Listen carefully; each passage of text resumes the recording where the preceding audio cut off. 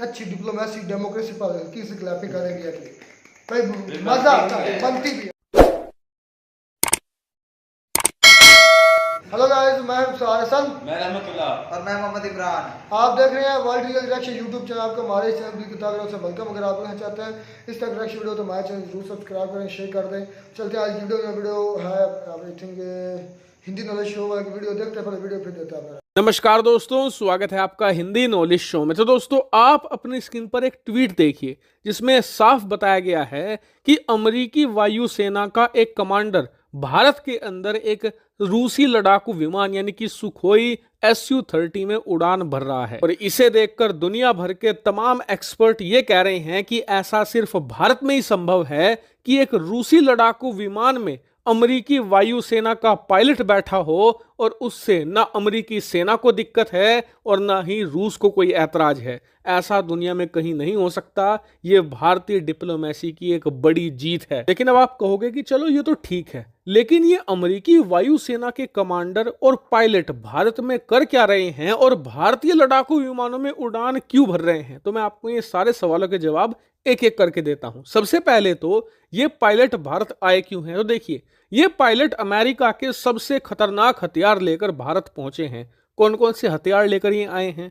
सबसे पहले तो 6 F-15 लड़ाकू विमान, दूसरा है C-17 globe master transporter aircraft और तीसरा है 130J super Hercules transporter aircraft. लेकिन ये तो कुछ भी नहीं, ये पायलट दो ऐसे खतरनाक हथियार लेकर भारत आए हैं जिन्होंने चीन की सांसें अटका कर रख दी है। दरअसल ये पायलट भारत के अंदर दो B-1 लैंसर सुपरसोनिक बॉम्बर लेकर पहुंचे हैं। और आप सभी लोग जानते हैं कि B-1 लैंसर कितना ज्यादा डेंजरस है। अगर आप में से कोई लोग B-1 लैंसर के बारे में नहीं जानता तो बस इतना समझ लीजिए कि एक बम वर्षक विमान है जिसका काम सिर्फ ये है कि दुश्मन देश के ऊपर जाकर सैकड़ों टन बम बरसाने हैं। इतना ही नहीं, ये अपने साथ इतना परमाणु वारहेड ले जा सकता है कि श्रीलंका जैसे देश को ये अकेला पत्थर युग में पहुंचा देगा। पूरे श्रीलंका पर एक घास का तिनका भी नहीं बचेगा। और इसीलिए ये इतना ज्यादा खतरनाक माना जाता है। और आप जानकर हैरान होंगे कि अमेरिका अपने B-1 लैंसर के खौफ का इस्तेमाल करता है दुश्मन देश को डराने के लिए। उदाहरण के लिए, अगर अमेरिका को किसी देश को डराना है, अंडर प्रेशर लेकर आना है, तो उस समय अमेरिका उस देश के आसपास अपने बम वर्षक विमान उड़ाना शुरू कर देता है, जिससे कि वो देश भयंकर प्रेशर में आ जाते हैं। और आप जानकर हैरान होंगे कि अमेरिका की इसी रणनीति को चीन ने भी कॉपी कर लिया है। दरअसल चीन ने भी अमेरिका और रूस के जो बम वर्षक विमान हैं उनकी टेक्नोलॉजी को चुराकर अपना खुद का एक बम वर्षक विमान तैयार किया है जिसका नाम है H-20। सबसे इंटरेस्टिंग बात पता है क्या है? वो ये कि चीन ने अपने इस H-20 बॉम्बर से अब तक सिर्फ दो देशों को डराने की कोशिश करी है। पहला है ताइवान और दूसरा है भारत। जी हां, गलवान घाटी की हिंसा के बाद चीन ने अपने ये H-20 सीरीज के बॉम्बर भारत के बहुत ही करीब शिनजियान प्रांत में, जो लद्दाख के काफी करीब पड़ता है, करीबन 500 किलोमीटर के आसपास है,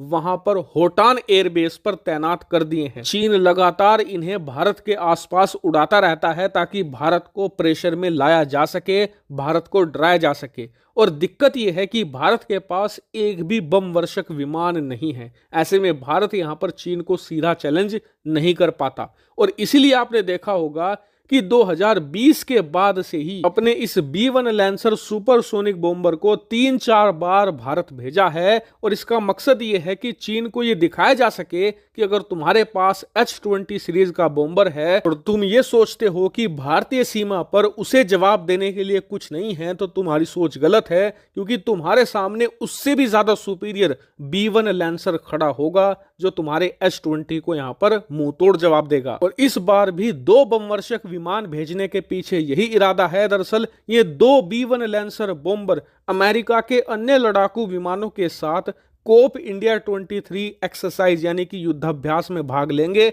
जहां पर भारत, जापान, अमेरिका की वायुसेनाएं मिलकर इस प्रकार का अभ्यास करेगी कि कैसे चीनी वायुसेना से निपटा जाए। हालांकि इस पर जो भी बड़ी खबर होगी मैं उससे आपको अवगत करवाता रहूंगा। आप लोग चैनल को सब्सक्राइब करके जरूर रखना। खत्म।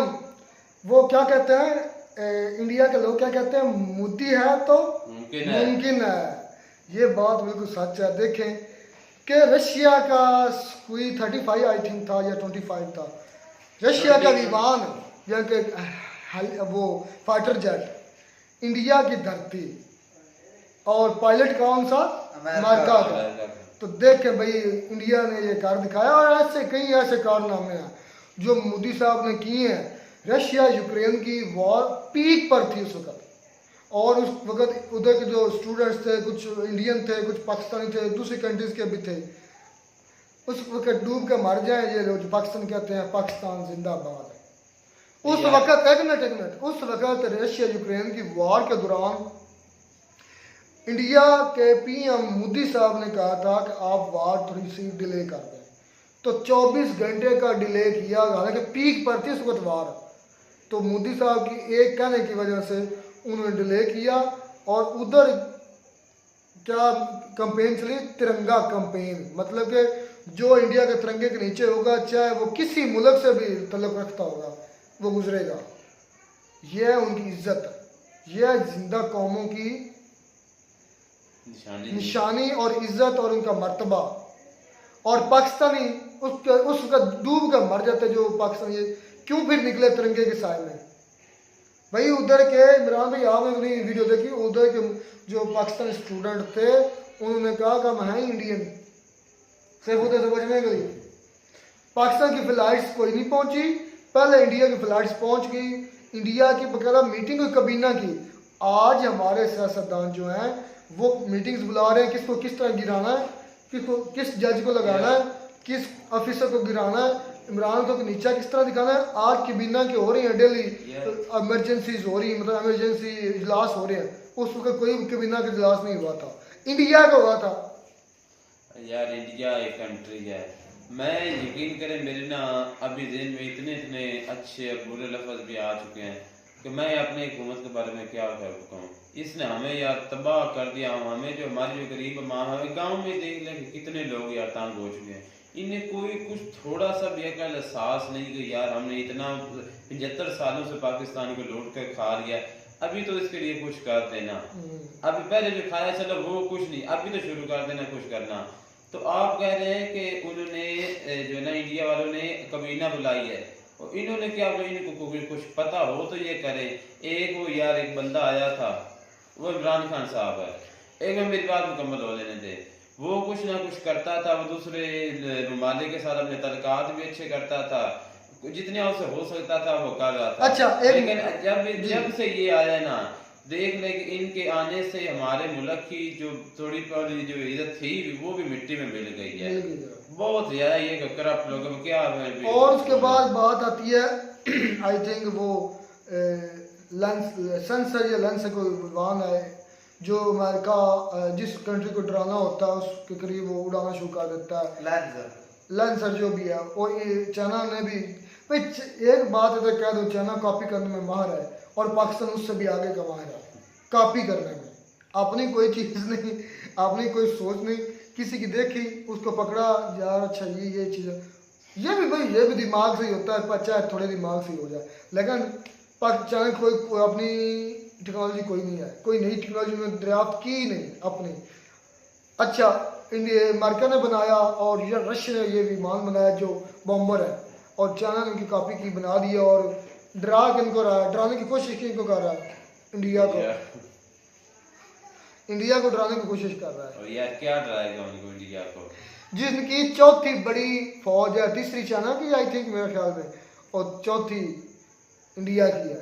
तीसरी चाइना की है, हाँ नंबर 1 पे यूएस है, रशिया आई थिंक दूसरे नंबर, तीसरे नंबर चाइना, चौथा फिर जरूर है ना, जरूर है उनको भाई, क्योंकि उनके कौन यार 19-20 का फर्क नहीं होता। अगर तीसरी चाइना की या चौथी इंडिया के, वो बराबर ही है, बराबर ही है। वैसे मैं बात कर रहा हूँ उनको समझ नहीं ना बात आ रही। अगर हम उस पर हमला करेंगे इंडिया को नुकसान होगा और हमें उससे डबल होगा, तो वो इस बात को समझ नहीं रहे। इस जंग जो भी होती है इसमें भी दोनों ममालिक के आपको पता है कि कैसा लगा आपको कि रशिया का पायलट है और रशिया का फाइटर जेट है पायलट है, क्योंकि वो एक दूसरे के बहुत अपोजिट है ना, रशिया और जो है अमेरिका, लेकिन धरती है इंडिया की, उस धरती पर सब इकट्ठे हो जाते हैं। भाई बात तो मुख्तसर सी है, ये तो सारी अदालतें भूल जाते हैं। अच्छा बात पता है क्या रुखसार भाई, एक वो है तरक्की याफ्ता ममालिक है इंडिया, वो चाहे तो वो सब कुछ कर सकता है। वो दो ममालिक हैं, वो जब तरक्की याफ्ता मुल्क में उनको कोई ना कोई फायदा ही मिलेगा ना, जब वो कहेगा कि यार आप मेरे साथ यार ये इज्जत की बात है। मतलब मैं आपको कोई काम कहता हूँ, मैं अगर मेरी तुम्हारी नज़र में कोई इज्जत होगी तो आप वो फौरन करेंगे जैसा भी मैं कहूँगा, या मेरा को रोक यार दबाओ। छोटी सी मिसाल है ना, हम तीनों ही आप मिसाल दे ले। अगर मैं और रहमतुल्लाह आपस में लड़ पड़ते, आप हमसे बड़े, हमारे सर भी हैं, अगर आप मुझसे कहेंगे यार आप रहमतुल्लाह से सुलह कर आप सुलह कर लेंगे। हाँ, क्यों, इज्जत है आपकी। तो यही सेम ये चीज़ अब है इंडिया की भाई, वो करते हैं मुल्क सारे इज्जत, क्योंकि उसकी डिप्लोमेसी बहुत तकड़ी है, उसकी जो डेमोक्रेसी वो बहुत तकड़ी है यार। मैं आपको उनकी इकोनॉमी तकड़ी है, वो खुद तकड़े हैं। ईमानदारी भाई उनकी जो है ना, तो वो भी मशहूर हो गई है। हाँ जी, देख रहे कि हमारे मुल्क हम में तो पहले ना, मुसलमान हो कि भाई इतने, असल में ये हमारे काम होने चाहिए थे, लेकिन इंडिया के लोगों में असल मुसलमानों वाले काम हमें जो करते हैं, हम दावत करते हैं लेकिन हमें कोई ईमान नहीं है, हमें कोई ईमानदारी नहीं है। इस वजह से जिस मुल्क में जाते हैं, get out Pakistan, get out Pakistan, get out Pakistan, तुर्की से भी, सऊदीया से भी, दुबई से भी, यूके से भी, कनाडा तो हमें वीज़ा नहीं देता। पहले एक ना वीडियो पे रिएक्शन किया था, तो उधर एक इंडिया का ना भाई था, उसने बता रहा था कि न्यूयॉर्क, अमेरिका, कनाडा, ऑस्ट्रेलिया, यानी ये आकर हमारे मुल्क में मिन्नतें करते हैं कि मैं स्टूडेंट दें इंडिया को कि मैं स्टूडेंट दे अपने। अच्छा, तो भाई देख ले कितनी उनकी हम इज्जत खुद है। कर ले, मिलता करेगा मेरे को ले जाए। भाई बात यह है कि उनकी एक मरतबा उनकी अच्छी डिप्लोमेसी डेमोक्रेसी पर किसी क्लैपी करेगी कि भाई मजा आता है, बनती भी है। तुम्हें कहते हैं आपको हमारी ये वीडियो लगी होगी, वीडियो शुरू हो तो हमारे चैनल को सब्सक्राइब करें। मिलते हैं नई वीडियो में, तब तक दीजिए इजाजत।